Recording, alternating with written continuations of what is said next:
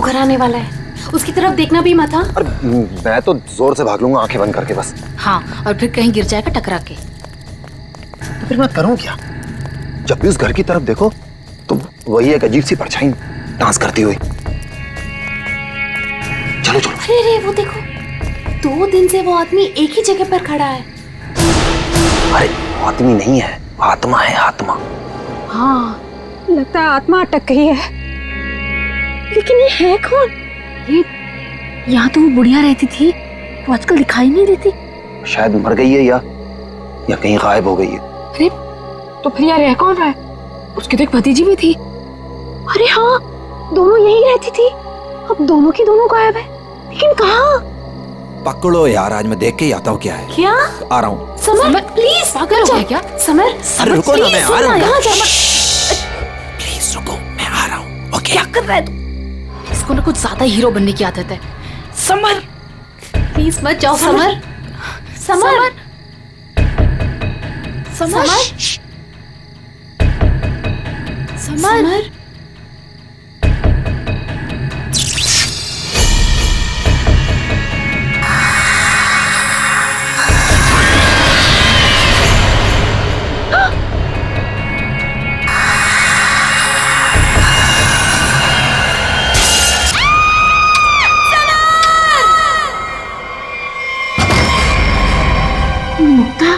क्या हुआ बेटा?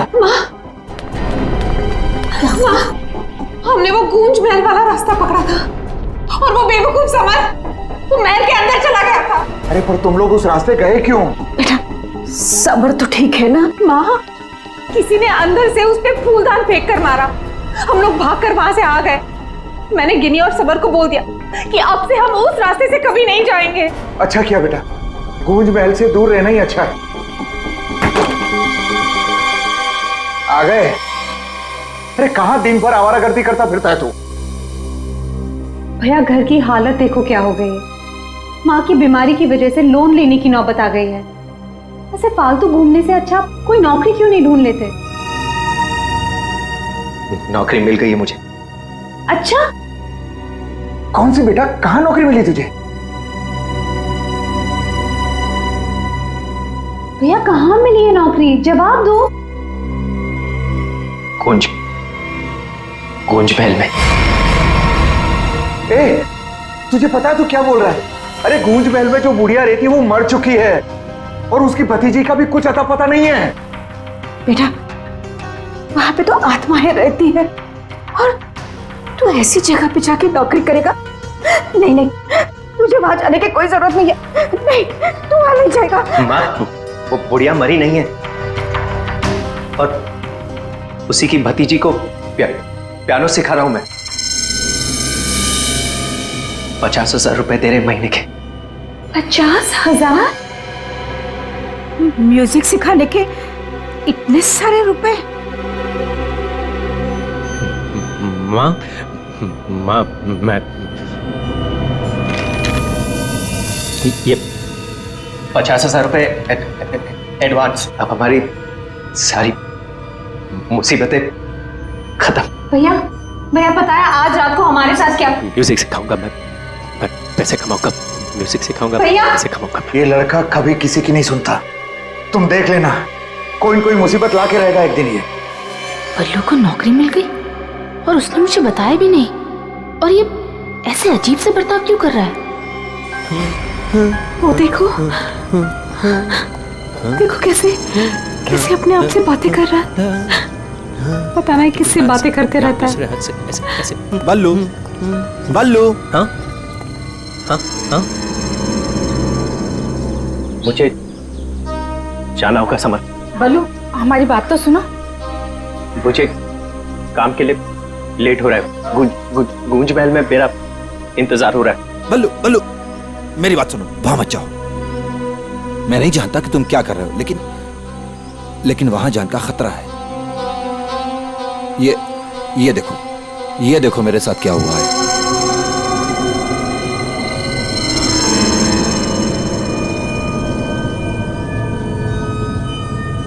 क्या हुआ? कल गूंज महल में एक औरत ने मुझ पर हमला किया। नहीं, ऐसा नहीं हो सकता। वहां तो सरिता आंटी और उनकी भतीजी ईशा रहती है। वो बहुत अच्छे लोग हैं, ऐसा नहीं कर सकते। मुझे लेट हो रहा है, मुझे जाना होगा। अरे भैया मत जाओ, वहाँ खतरा है भैया।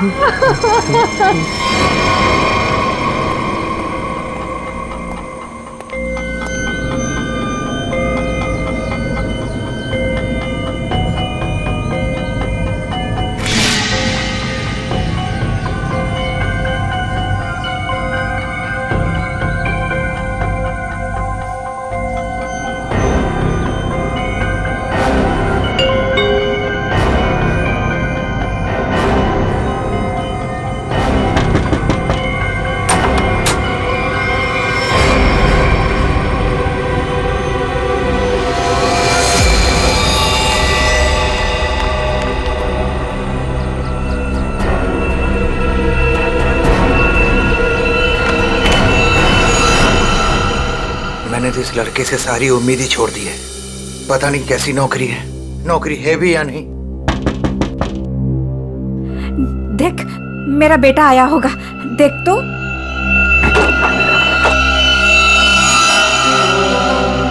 भैया भैया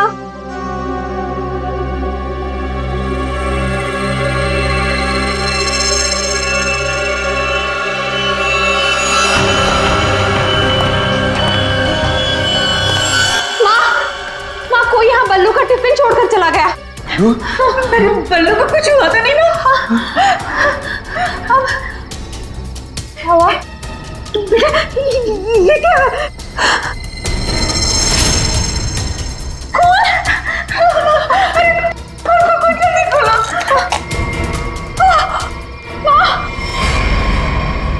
ये है वो गूंज महल जहाँ पे आपका बेटा बलविंदर यानी बल्लू कल आया था और उसके बाद से वो वापस नहीं आया।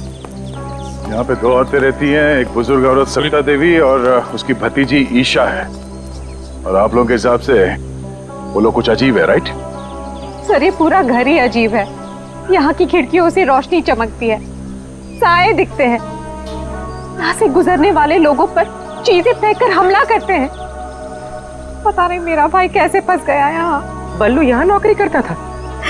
जी हाँ, और इसी घर से मेरे बेटे का खाने का डिब्बा वापस आया था, खून से भरा। और सर जब पता लगाने के लिए मैं अपने दोस्तों के साथ यहाँ आई थी तो हमने दरवाजा खटखटाया, आवाजें लगाई, डोरबेल बजाया, लेकिन किसी ने जवाब नहीं दिया। सर यहाँ मेरे बेटे के साथ जरूर कुछ हुआ है। उन लोगों ने जरूर कुछ किया है सर। प्लीज मेरे बेटे को बचा लीजिए।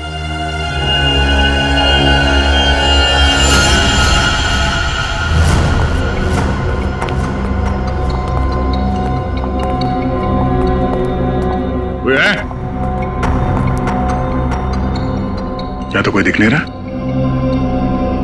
आत्मा कहाँ दिखाई देती है सर, सीधी अटैक करती है। सर यहाँ पर बल्लू, सरिता और ईशा, इनमें से कोई होना ही चाहिए। सरिता जी हैं भी या नहीं किसी को कुछ नहीं पता सर। लोग तो यहाँ तक कह रहे हैं कि सरिता जी की मौत हो चुकी है। यहाँ हुआ तो है कुछ।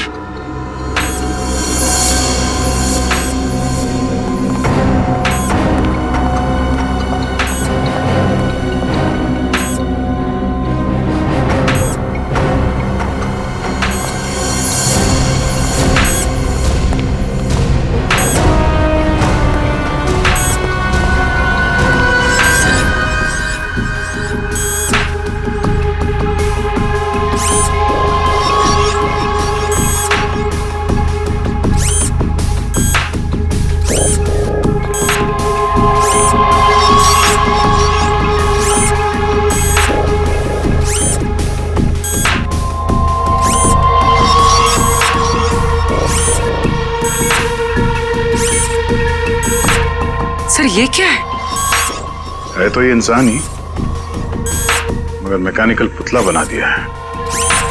खुद ताली बजा रहा है।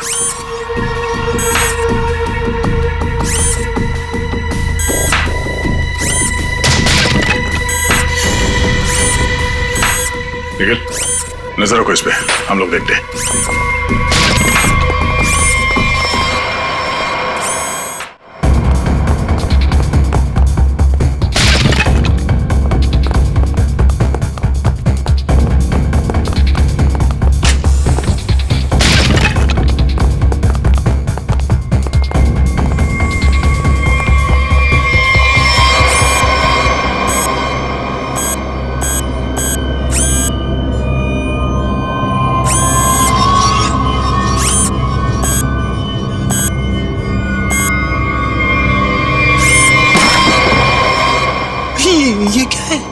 ये तो रोबोट जैसा कुछ है।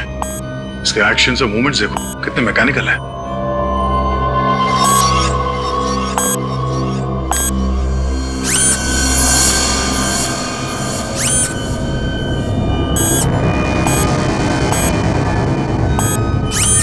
सर ये यहाँ आए कैसे और इन्हें रोकेंगे कैसे? अब इसे तो टेक्निकली रोका जा सकता है। ये क्या है?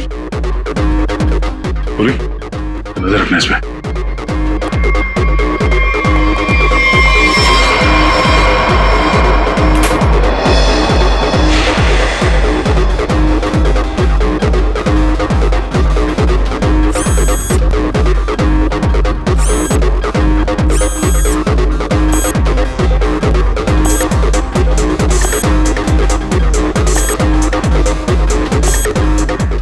तीन यंत्र मानो, सब लोग अपने मूवमेंट्स ऐसे ही दोहरा रहे हैं। कौन है ये लोग और इन लोगों के साथ ऐसा किसने किया?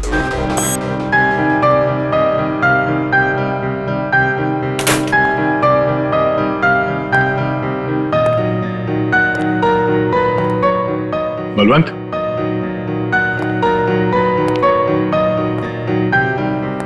बल्लू, बल्लू,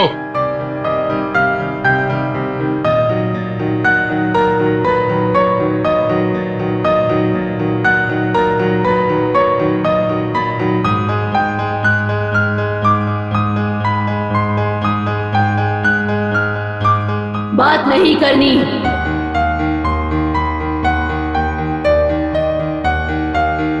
क्या हो गया तुम्हें? और तुम ये लड़की की आवाज में बात क्यों कर रहे हो? और ये तुम्हारे कपड़ों पे ये खून कैसे? हाँ? बल्लू इधर देखो, मैं तुमसे कुछ बात कर रहा हूं, मेरी तरफ देखो।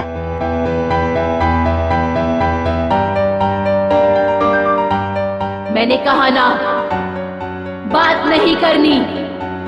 पियानो बजाते वक्त मैं किसी से बात नहीं करती, मुझे गुस्सा आता है और फिर मैं सबको मार देती हूँ, मार देती हूँ।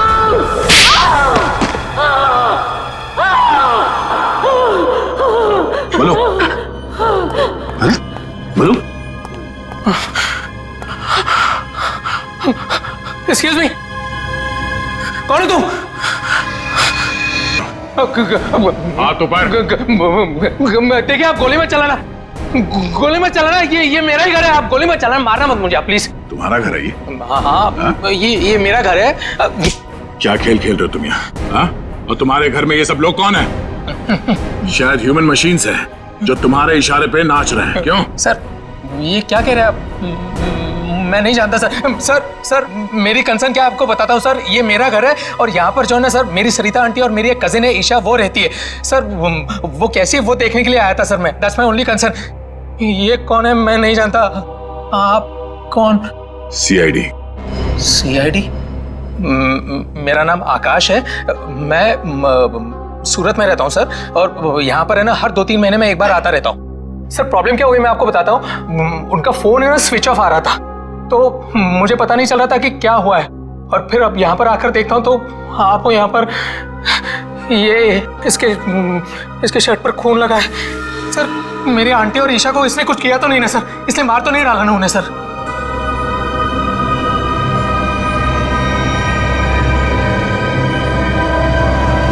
बल्लू,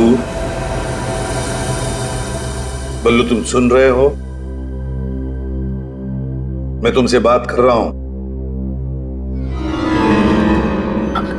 हाँ, अब मुझसे कुछ पूछ रहे हैं? हाँ। क्या हुआ? बल्लू हमें बताओ, तुम गुंज महल गए थे ना, तब तुम्हारे साथ क्या हुआ? क्या हुआ तुम्हारे साथ? कुछ महल।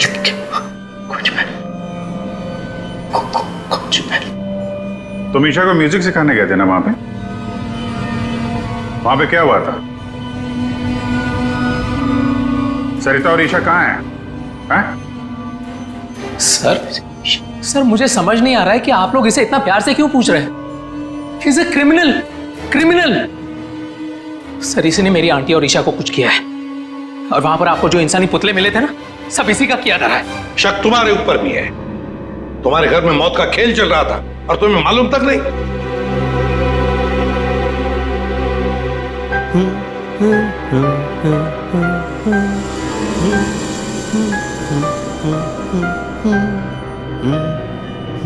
सचिन, वो फोटोग्राफ दिखाओ।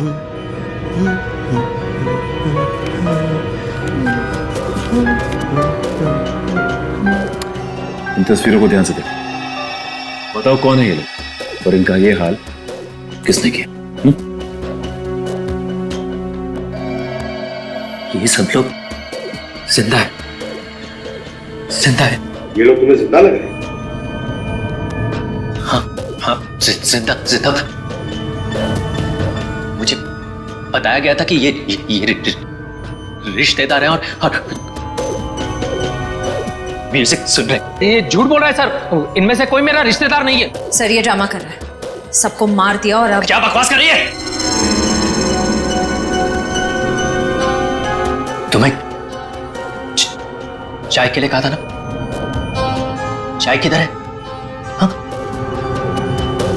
ये ईशा कुछ बोल क्यों नहीं रही? ये अकेला क्यों ताली बजा रहा है? हाँ? मम्मी को बोल देता हूं, रुकूं या भाग जाऊं? कितना बड़ा और डरावना घर है। सर आप मेरी बात सुनिए सर, ये पूरा का पूरा पागल हो चुका है। He's a psycho killer। Bablu क्या हुआ था कल जब तुम ईशा को म्यूजिक सिखाने गए थे? कुछ याद है वहां पे क्या हुआ था? हा? क्या हुआ था वहां पे? वहां पे चाय चाय पिलाई थी उसने। हाँ बराबर, चाय चाय चाय। तो फिर ईशा कहाँ गई? बल्लू, बल्लू, किसका खून था तुम्हारे कपड़ों पर? हाँ? फिर दया पर हमला क्यों किया तुमने? कपड़े, अरे मेरे कपड़े बदल गए। मेरे कपड़ों पे खून था, खून था कपड़ों पे। हाँ, खूनी के कपड़े पे खून ही होता है। एक मिनट, आप जरा उधर चलो। चुप रहिए, बीच में बोलिए मत। चाय लेके आओ। ईशा को ये आदमी तो किसी भी सवाल का जवाब ठीक ठीक दे नहीं रहा।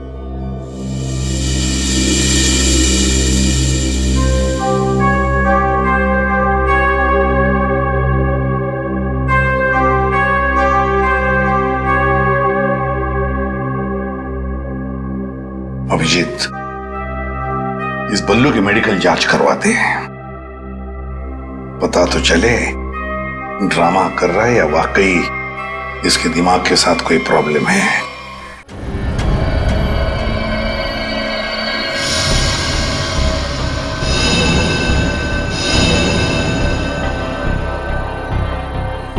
बल्लू की कमीज पर एक लड़की का खून लगा हुआ है। इस कमीज पर जो खून लगा है लड़की का है, ये मैंने पता लगा लिया है। ये रही उसकी डीएनए रिपोर्ट। अब मैं आपसे सिर्फ ये जानना चाहता हूं कि ये जो लड़की मरी है ये कौन है और इसे किसने मारा? इसे आपने मारा है? नहीं? या फिर इसे आपने मारा है? नहीं? या फिर इसे तुमने मारा?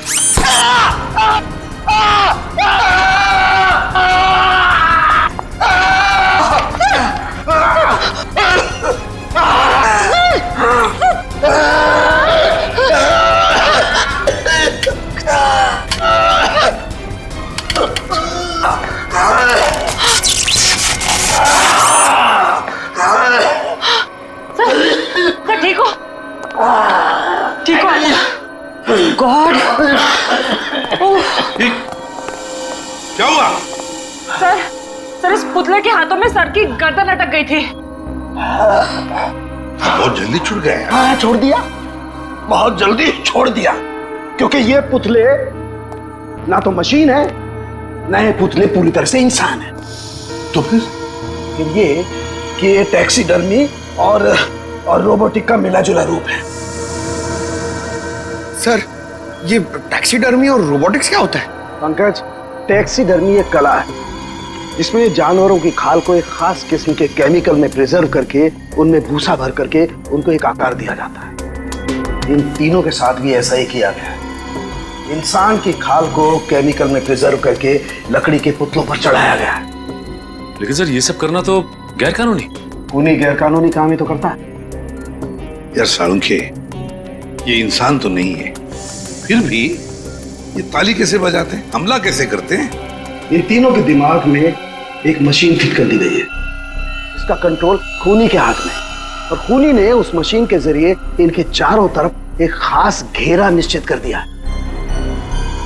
कोई भी इंसान उस घेरे के अंदर आकर के कोई मूवमेंट करता है, ये चालू हो जाते हैं, अपना काम करने लगते हैं। एक्टिव हम लोग भी तो आसपास घूम रहे हैं डॉक्टर साहब। नहीं, इन तीनों की मशीन को मैंने डीएक्टिवेट कर दिया था।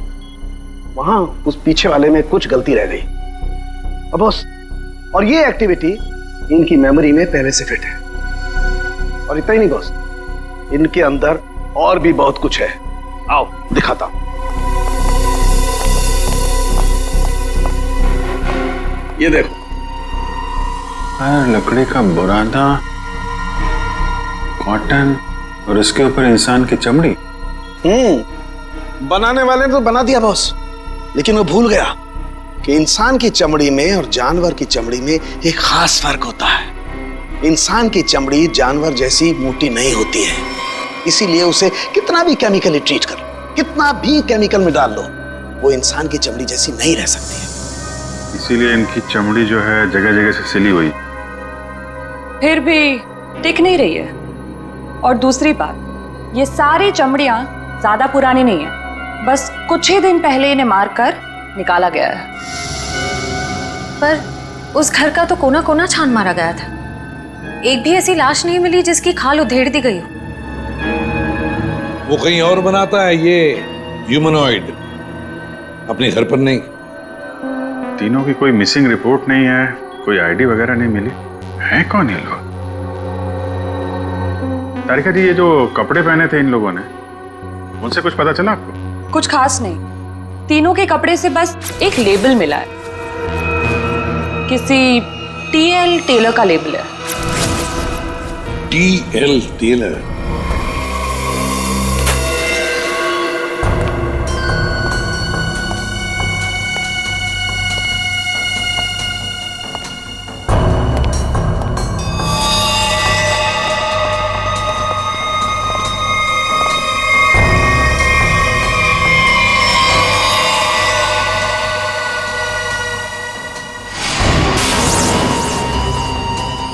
चाकू मारा कैसे? कई बार मारा गया। सर, बल्लू के कपड़े पे जो खून के छींटे थे, कहीं इस लड़की के तो नहीं? ये तो बल्लू ही बताएगा। मुंजी, असली बात ये है कि गूंज महल में से एक लाश मिली है हमें, एक लड़की की लाश। ये है वो लड़की। क्या आप जानते हैं इसे? किन्नी है ये मर गई क्या? तो ये बल्लू उस लड़की को जानता था सर? और मोहन जी, बल्लू के कपड़ों पर गिनी का खून है। मोहन जी, आप प्लीज थोड़ा वेट करिए, हम आपको बुलाते हैं। एसीपी सर, मैंने बल्लू की सारी रिपोर्ट्स पढ़ ली हैं। डॉक्टर सालुंखे से भी बात हुई मेरी। बलवंत के खून में एसिड है जिससे इंसान सच और झूठ के सपने के अंतर को नहीं समझ पाता। उसे उस वक्त जो कहा जाए उसे वही सच लगता है। तो क्या डॉक्टर साहब, ये बलवंत के इन्फ्लुएंस में किसी को मार भी सकता है? जी, ऐसा हो भी सकता है और नहीं भी। हमने बलवंत को कुछ मेडिसिन्स दी हैं। आधी बेहोशी की हालत में हम बलवंत के दिमाग के माध्यम से वापस गूंज महल जाएंगे। क्या तुम मुझे सुन पा रहे हो बल्लू? गुड। अब एक काम करो, अपनी आंखें बंद करो और ठीक उसी तरह वापस गूंज महल जाओ जैसे तुम पहली बार गए थे। बोलो ईशा, क्यों बुलाया? वो मेरे पास एक नौकरी है तुम्हारे लिए, करोगे? नौकरी? हाँ, तुम म्यूजिशियन हो ना, पियानो बजाते हो, मैं जानती हूँ। मैं तुम्हें 50,000 रुपए दूंगी। 50,000? हाँ, अब तुम यहाँ बैठो, कहीं जाना मत, मैं तुम्हारे लिए चाय बना के लाती हूँ, ठीक है? यही बैठना। चाय नहीं चाहिए ईशा, सुनो। ये 50,000 की नौकरी कर लूं? कर लेता हूं, पैसे अच्छे हैं, उससे माँ का इलाज भी हो जाएगा। लेकिन ये ईशा मुझे कुछ बताने वाली थी उस दिन, कुछ बोल नहीं रही, पता नहीं क्या हुआ ऐसे। और ये घर भी थोड़ा सा अजीब लग रहा है, कहीं ईशा कोई मुसीबत में तो नहीं है?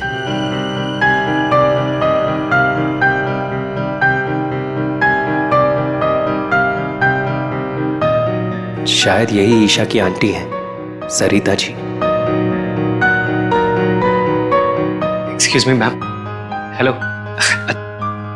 अच्छी ट्यून है।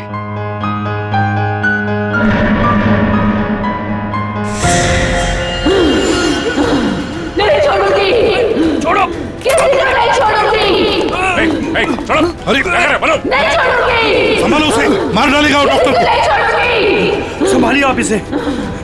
नहीं छोड़ूंगी। बैठो। बल्लू, ये लड़की की आवाज में क्यों छोड़ो मुझे। छोड़ो मुझे। डॉक्टर साहब। नहीं छोड़ूंगी। पकड़िए आप इसे। किसी को नहीं छोड़ूंगी।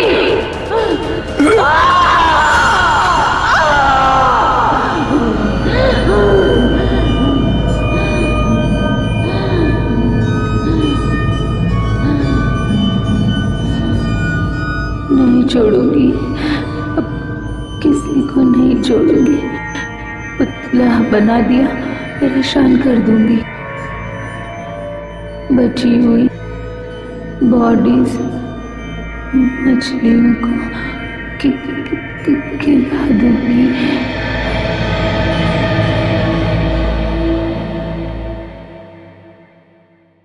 डॉक्टर साहब, क्या हुआ क्या है इसे?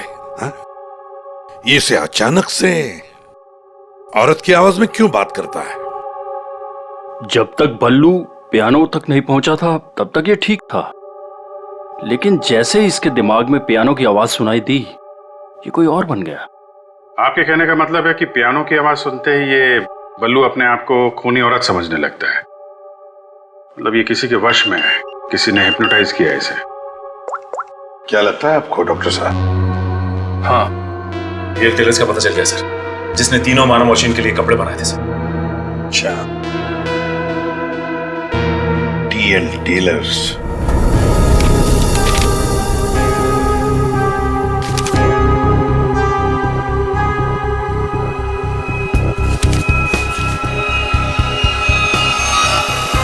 सब्जी? हाँ, अभी आया। देखिए सर, ये ऑर्डर एलपी प्रोडक्शन का है। 19 दिसंबर 2015 को कपड़ा दिया था और 1 जनवरी 2016 को 5 कॉस्ट्यूम और नाप भी है, और ऑर्डर देने वाली का नाम भी है, रॉबी का, और फोन नंबर भी है सर। 91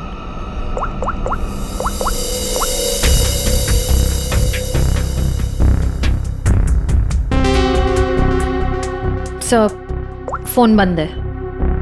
कोई बात नहीं, इस फोन की लास्ट लोकेशन ट्रेस करो और कुंडली निकालो इस रॉबिका की। Sir.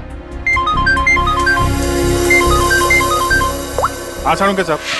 Abhijit, in human arts में हमें भूसे के साथ साथ 2 और खास चीजें मिली हैं। एक तो एक खास कागज के टुकड़े, ऐसा कागज जिस पर न्यूज छपती है, अखबार में काम आने वाला कागज, और दूसरा समुद्र के नमक के कुछ अंश। थैंक यू वेरी मच सारुण के साहब। क्या हो सर? एक कारखाना ढूंढो जहां पे अखबार को छापने का कागज बनता और वो जगह समंदर के करीब हो।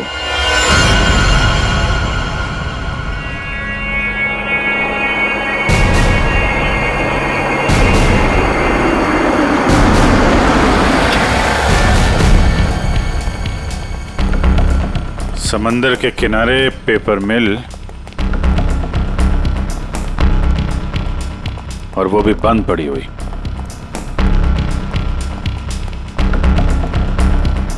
सर यहाँ पे ये पेपर और ये पेड़ की छाल और वहां पर कपड़े, यहाँ तो हर वो चीज मौजूद है जो मानव मशीन के अंदर भरी गई है। सर हो सकता है उस क्रिमिनल के काम करने की जगह यही हो जहां वो पुतले बनाता था। क्या पता वो अभी भी कहीं आसपास ही हो। मगर वो जगह कहाँ है? यहाँ तो सिर्फ पुतले में भरने का सामान है ना। वो टैक्सी डमी की जगह और वो रोबोट बनाने की जगह, वो कहाँ है? पुतलों में भरने का सामान यहाँ है तो वो जगह भी यहीं कहीं होगी। ढूंढो।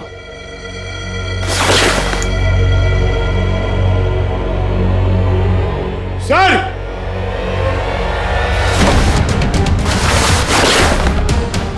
सर! माय गॉड,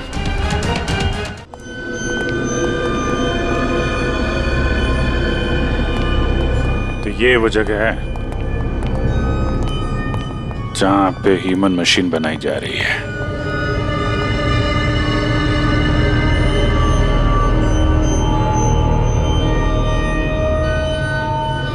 ये देखो,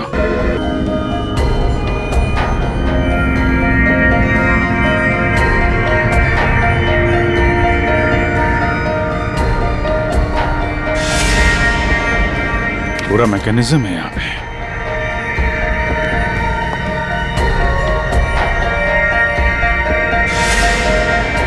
सर! हाँ? सरिता जी का रोबो। Oh no.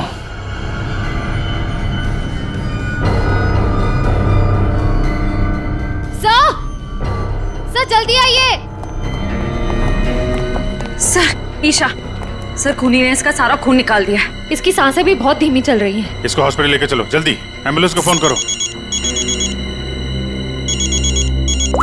हेलो। सरिता को तो उसने रोबोट बना दिया, अब इसका भी वो हल करने वाला था। सर, रोबिका की लोकेशन का पता चल गया। आज तो हद हो गई। कब से वैनिटी का इंतजार कर रही हूँ। कोई मुझे सीन समझाएगा या फिर मैं पैकअप अनाउंस कर दूं। काजल, काजल, कहाँ हो तुम? नहीं चाहिए मुझे। काजल! सॉरी रोबिका मैडम, एक्चुअली वो स्क्रिप्ट में थोड़ा सा चेंज हुआ है। व्हाट? सीन में चेंज हुआ है? लास्ट मिनट में डायलॉग्स कैसे याद करूंगी? एनीवे, स्क्रिप्ट दो। मैम, एक्चुअली जो सीन होने वाला है ना, वो स्क्रिप्ट आपके को स्टार के पास है। How can you do this? तुमने स्क्रिप्ट मुझसे पहले को स्टार को दे दी। तुम जानती हो ना मैं कौन हूँ। शो क्विट कर दूंगी 1 मिनट में। टीआरपी नीचे और शो बंद। बोलो, क्विट करूं? एनीवे, कहाँ है वो को स्टार? मैम, वहाँ आपका नया को स्टार आपका वेट कर रहा है।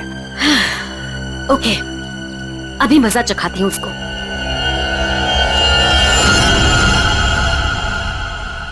हेलो, कोई है? यहाँ तो कोई नजर नहीं आ रहा। हेलो, कोई है यहाँ पर? हेलो, हेलो, कोई है? पता नहीं ये काजल भी ना यहाँ क्यों भेज दिया मुझे।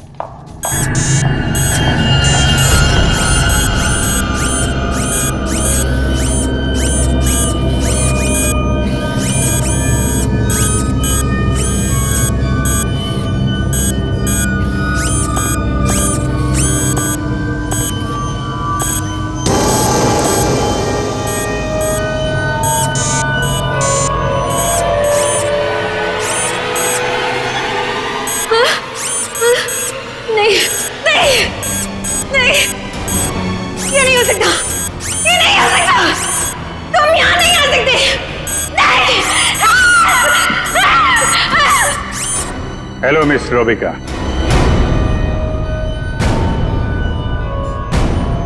कौन हो तुम सब? और ये सब नाटक क्या है? हमें छोड़िए, आप ये बताइए कि आपने ऐसा क्यों कहा कि ये यहाँ नहीं आ सकते? आप जानती हैं ना? वो मैं डर गई थी, इसीलिए मेरे मुंह से कुछ भी निकल गया। सच बोलिए, सीआईडी से हम लोग। सीआईडी? जी हाँ। इन मशीनी मानव के पीछे क्या कहानी है? कौन है वो 3 लोग जिन्हें तुमने इस हालत में पहुंचा दिया?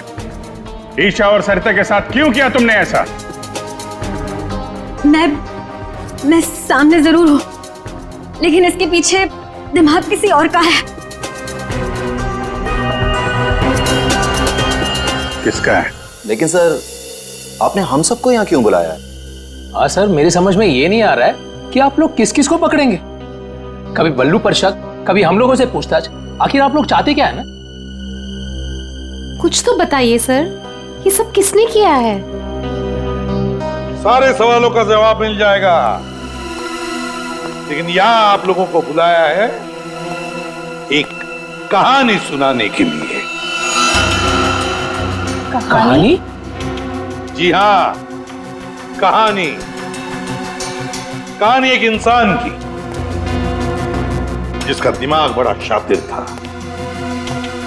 उसके दिमाग में एक प्लान पल रहा था, लोगों को मारना, फिर रोबोटिक्स और टैक्सीडर्मी के जरिए उन्हें वापस जिंदा करना। और ऐसे में वो मिला एक खूबसूरत लड़की से, जिसकी एक बेरहम आंटी थी जो उसे बहुत तंग कर रही थी। उस लड़के के दिमाग में एक आइडिया है। उसने उन दोनों को एक बहुत बड़े कोठी में शिफ्ट करवा दिया।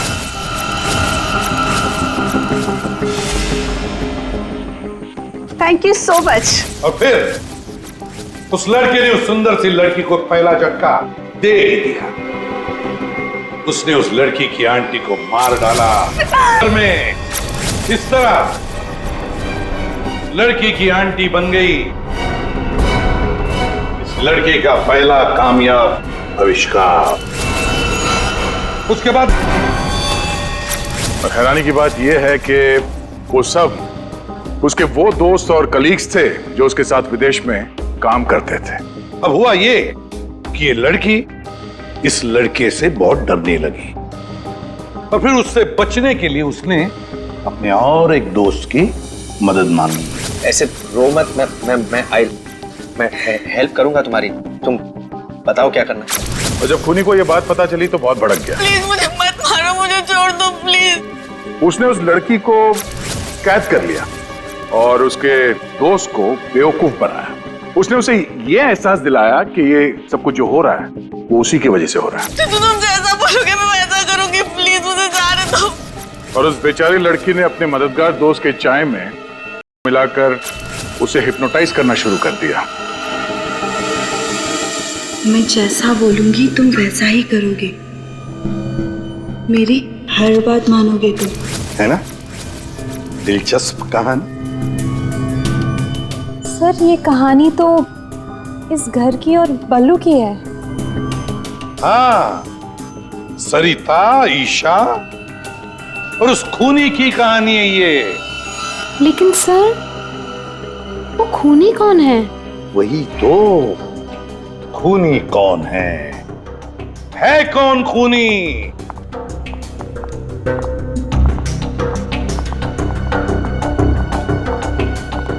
कहां फंसा दिया तुमने मुझे?